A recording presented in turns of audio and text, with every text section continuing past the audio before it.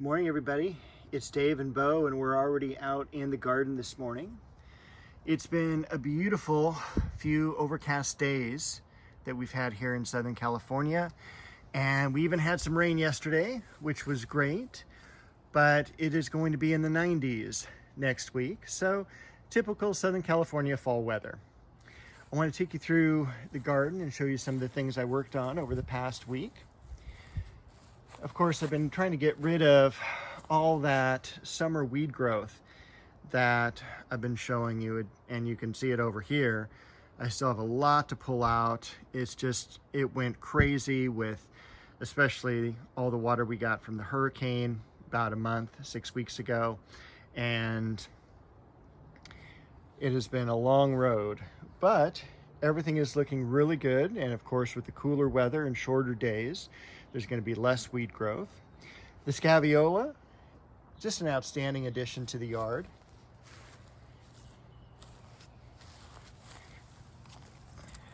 The bulbs here never did bloom, which is really sad, but a tremendous amount of growth. So I'm looking forward to hopefully some blooms next year.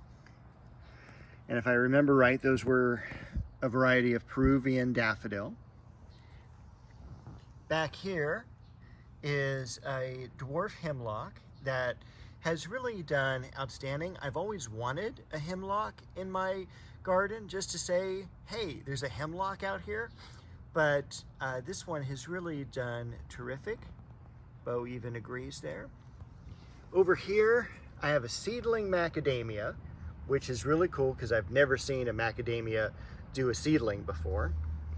And then I've got Corsican mint. This was a plug from a 6-pack earlier in the spring, and it has really filled out. I'm interested in seeing how it will overwinter.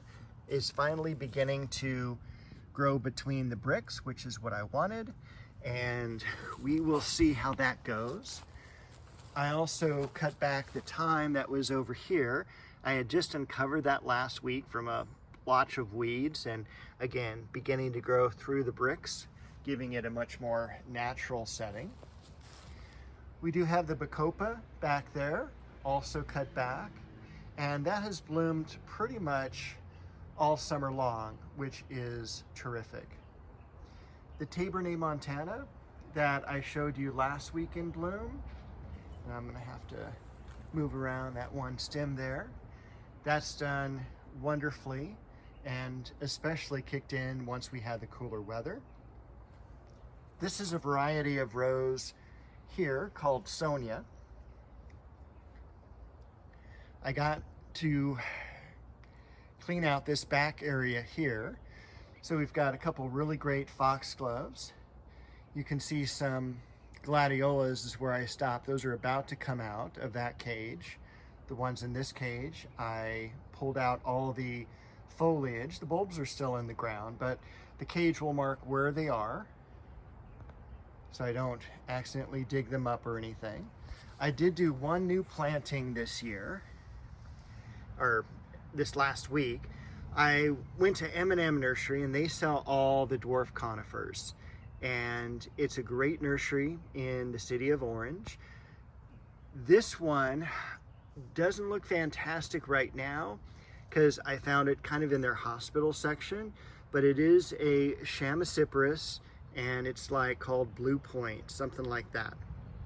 But it only gets about a foot tall, and it kind of has that weeping effect on those outside leaves, needles, I don't know what you want to call them, but that'll fill out into basically a mound, very similar to form as that one back there.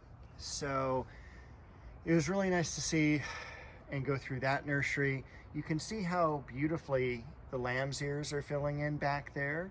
I do have to put in some spots where I can actually stand and do some maintenance. I did cut back the Westringia as well. I'll probably cut back that further when I transplant it, because it does need to be transplanted out of the front of that bed. I also will probably get rid of this rose here. I don't think it's a variety it was supposed to be. It's just this giant, almost semi-climbing rose. I mean, I'm 6 foot tall, and that's as tall as I am. Besides that, I did take out some branches from the apple tree that were leaning over. I'll probably take this one down as well and make the tree a little bit more vase shaped. You can still see how large it is. And this is a truly dwarf tree. It is Anna apple, which is a very heavy producer in low chill areas, which is Southern California. I do have some yellow leaves on the crab apple, letting us know we are heading into fall. I do have some nice blooms on the gold medal there.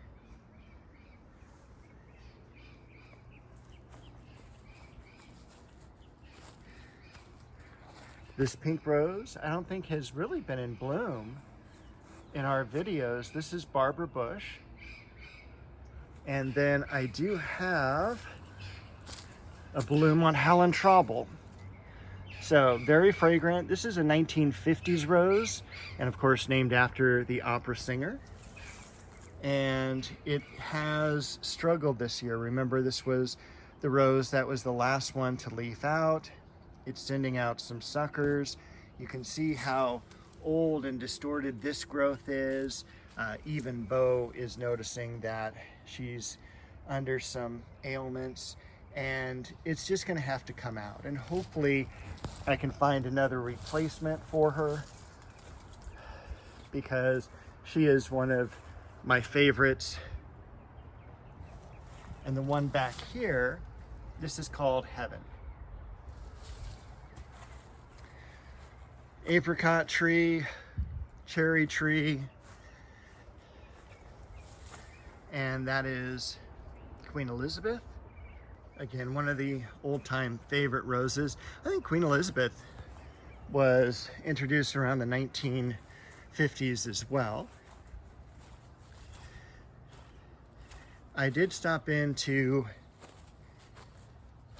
M&M Nursery. As I mentioned, I picked up a couple cool things. One is this one, which is an Atlantic white cedar. And then this one back here is the pincushion cypress. Another variety of hemlock back here. And some things that I just need to get planted.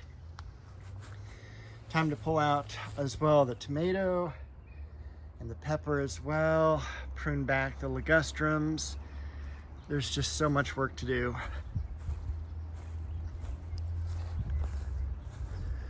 I have kept the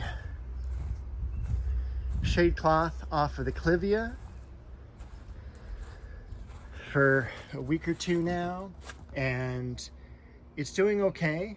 It does have a little bit more sunburn. I will cover it with a 90-degree weather.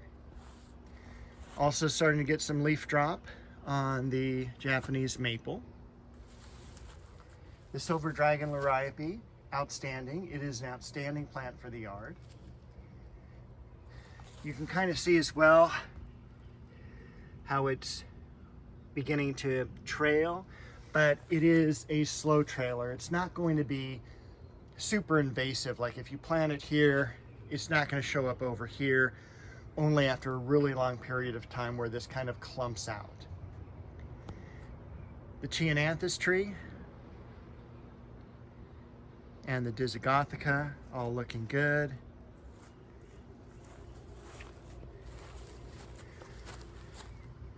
The Osteos in bloom, even a little bit of the heliotrope, the Gara, and variegated geranium.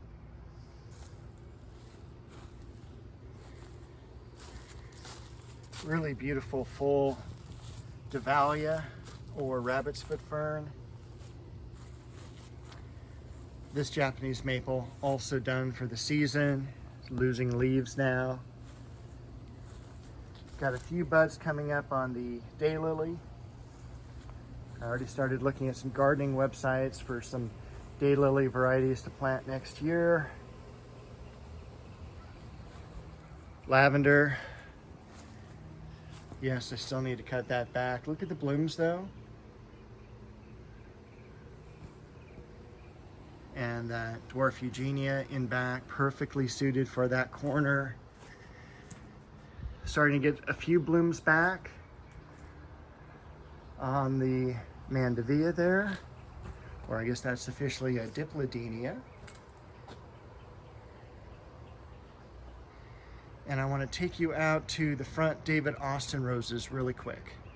Now here we are at the David Austin roses, and you can see just a beautiful fall blooming of them. This is Mary Rose, one of the older David Austins, one of the first ones that were kind of released in the US back in the 80s. That's Graham Thomas, and Graham Thomas is a gigantic grower, as you can see. In fact, if I had to do that again, I would put it on a trellis. I'm not sure which variety that is, but you can see it's almost like one of those bourbon roses, usually something over about 100 petals. And then another one up here. So those are really stunning. This variety here is Sheer Bliss. And then of course we've got some iceberg roses in bloom as well. And I spent some time doing some edging and weed pulling out here as well. So it is definitely fall, definitely time to get some yard work done. Bo has also followed me out here. So I'm gonna go feed her breakfast, and I will see you all next week. Hey everybody, it's Dave and Bo. We're out in the garden already this morning, as Bo